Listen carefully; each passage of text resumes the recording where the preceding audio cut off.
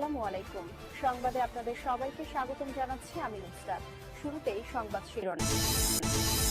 এবার আরব আমিরাত এবং কুয়েতে বিকট শব্দে বিস্ফোরণ। ইরান ও ইসরায়েল যুক্তরাষ্ট্র যুদ্ধের আঁচ এবার ছড়িয়ে পড়েছে পারস্য উপসাগরের অন্য দেশগুলোতেও। সংযুক্ত আরব আমিরাতের রাজধানী আবুধাবি এবং কুয়েতে বিকট বিস্ফোরণের শব্দ শোনা গেছে। বিস্ফোরণের পরপরই কুয়েত জুড়ে জরুরি সতর্কতামূলক সাইরেন বাজানো হয়েছে, যা পুরো অঞ্চলে চরম আতঙ্ক সৃষ্টি করেছে।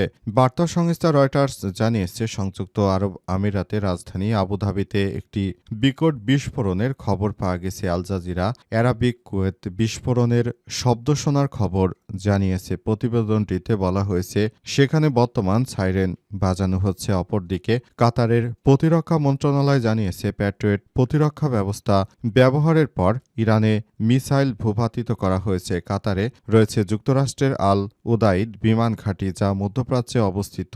তাদের এই ঘাঁটিগুলোর মধ্যে সবথেকে বড় ঘাঁটি।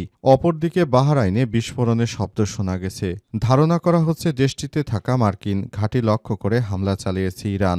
বাহরাইনের স্বরাষ্ট্র মন্ত্রণালয় বিস্ফোরণের তথ্য জানালেও সেটি কিসের শব্দ সে বিষয়ে এখনও তারা স্পষ্ট করতে পারেনি। বর্তমানে এই হামলাগুলো চালানো হচ্ছে ইরান থেকে এবং ইরান থেকে প্রতিনিয়ত হামলা চালিয়ে এই পুরো এলাকায় নতুন করে আবারও বড় ধরনের আক্রমণ চালিয়ে যাওয়া হচ্ছে।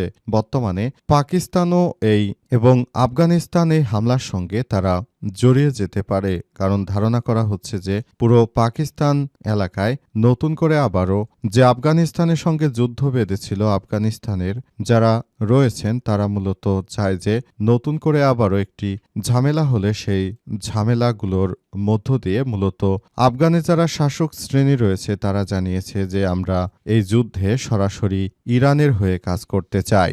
বর্তমানে এই পরিস্থিতি এতটাই খারাপ অবস্থানে রয়েছে যে সবাই সেখান থেকে যার যার সতর্কতামূলক জায়গাগুলোতে তারা এগিয়ে যেতে চায় এবং এই প্রক্রিয়াগুলো খুবই দ্রুততার সঙ্গে হচ্ছে বলে এমনটাই ধারণা করা হচ্ছে।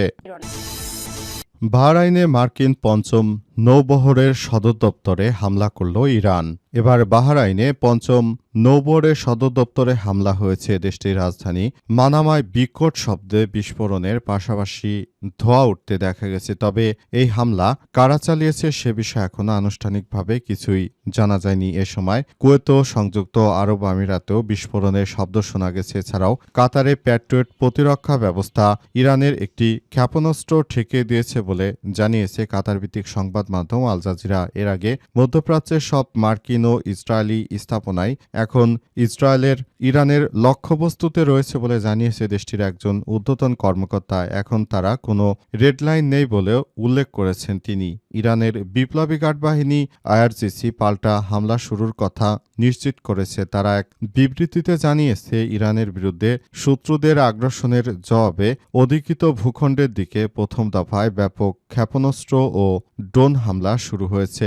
ইরান কোনোভাবেই দমবে না, তারা তাদের এই কার্যক্রম থেকে এক পাও পিছপা হবে না। যেভাবে তারা এই যুক্তরাষ্ট্র এবং তারা নতুন করে মধ্যপ্রাচ্যে যেসব মুসলিম রাষ্ট্র রয়েছে তাদের বিরুদ্ধে এই যুদ্ধ করতে চায়, কারণ এই যুদ্ধগুলো করে তারা নিজেদের শক্তিরও জানান দিতে চায়। কারণ বর্তমান যে কন্ডিশন শুরু হয়েছে এই কন্ডিশন থেকে আসলে মনে করা হচ্ছে যে পুরো বিষয়গুলো আসলে কোন দিকে যাবে সেটি এখন দেখার বিষয়। প্রতিটি জায়গায় জায়গায় এখন নতুন করে আবারও এই ধরনের সমস্যা সৃষ্টি হচ্ছে।